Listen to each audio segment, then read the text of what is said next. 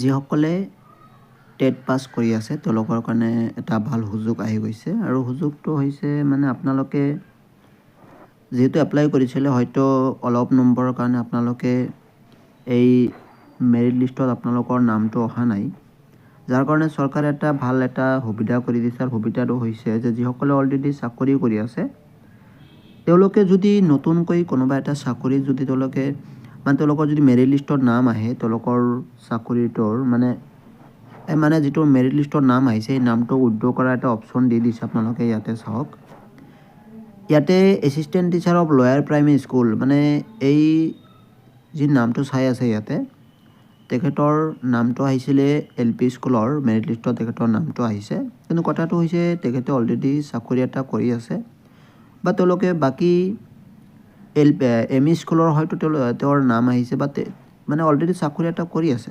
ইয়াৰ পৰা ইয়াতে এইটোৱে বুজা যায়। ত' কথাটো এইটোৱে, যদি আপোনালোকৰ নামটো অলপ নম্বৰৰ কাৰণে অহা নাছিলে এইবাৰ হয়তো আপোনালোকৰ নামটো আহিব আৰু নামটো আহিলে মানে আপোনাৰ চাকৰি কৰাৰ এটা সুযোগটো আপোনালোকে পাব নিশ্চয়। কথাটো এইটোৱে তেনেকুৱাই, মানে আপোনালোকে যদি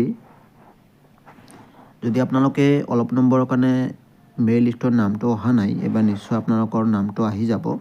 যদি চাকৰি কৰাৰ ইচ্ছা আছে নিশ্চয় আপোনালোকে এই আপোনাৰ টেটৰ যি মাৰ্কছ আছে সেই মাৰ্কছৰ ওপৰত নিৰ্ভৰ কৰে যিহেতু, কাৰণ মাৰ্কছৰ বেছিভাগ নম্বৰখিনিয়ে যোগ হয় টেটৰ পৰা, বাকী যি ডিগ্ৰী আছে তাৰ পৰাহে অলপ নম্বৰ যোগ হয়।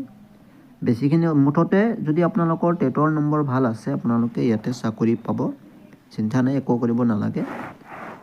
CTET পাছ কৰিলেও হ'ব বা আছাম টেট পাছ কৰা থাকিলেও হ'ব। বিশেষকৈ মানে যিবিলাকে আছাম টেট অলৰেডি পাছ কৰি আছে তেওঁলোকৰ কাৰণে চৰকাৰে এটা ভাল সুযোগ দিব বুলি আমি আশা কৰিছোঁ, যিহেতু তেওঁলোকে বহুত আগৰে পৰা পাছ কৰি আছে, যিহেতু এতিয়ালৈকে তেওঁলোকে চাকৰি পোৱা নাই। হয়তো তেওঁলোকৰ নম্বৰ অলপ কম থকাৰ কাৰণে যিহেতু এতিয়ালৈকে তেওঁলোকৰ চাকৰিটো হোৱা নাই, সেইকাৰণে চৰকাৰক অনুৰোধ জনাইছোঁ যাতে যিসকলে আছাম টেট পাছ কৰি আছে আৰু নম্বৰ ভাল আছে তেওঁলোকৰ চাকৰি যাতে মানে বিশেষ এটা দিয়াৰ ব্যৱস্থা কৰে, সেইকাৰণে অনুৰোধ জনাইছোঁ। ত' আপোনালোকে যদি এতিয়ালৈকে যদি আপোনাৰ এই মেৰিট লিষ্টৰ নামটো উইথড্ৰ কৰা নাই নিশ্চয় আপোনালোকে উইথড্ৰ কৰিব। চ' উইথড্ৰ কৰিলে নতুন কোনোবা এজন নিবনুৱাই চাকৰি পাব আৰু আপোনাৰ কাৰণে ভাল হ'ব আৰু সকলোৰ কাৰণে ভাল হ'ব, এই কথাটো কৈছোঁ। ধন্যবাদ।